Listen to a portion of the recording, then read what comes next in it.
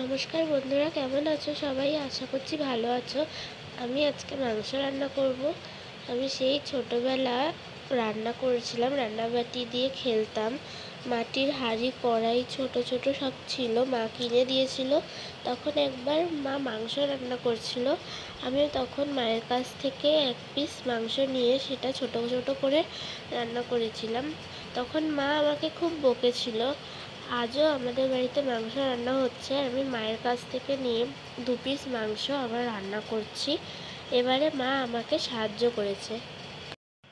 যেমন করে মা মাংস রান্না করেছিল, আমিও ঠিক তেমনই মায়ের দেখে দেখে মাংসটা রান্না করেছিলাম। এবারে আমি একটু একটু মাংস রান্না করা শিখে গেছি। কষানো হয়ে গেছে, এবার জল দিয়ে আর একটুখানি ঢেকে রাখবো, যাতে মাংস আর আলুটা সেদ্ধ হয়। 5 মিনিট মতো ঢেকে রাখবো। তো দেখো বন্ধুরা, আমাদের মাংস রান্না একদম কমপ্লিট আর তৈরি হয়ে গেছে। আমি এটা ঢেলে নিচ্ছি বাটিতে। তোমাদের কেমন লাগলো ভিডিওটা আমাদেরকে অবশ্যই কমেন্ট করে জানাবে। আবার পরে দেখা হবে। আজকে টাটা সবাইকে।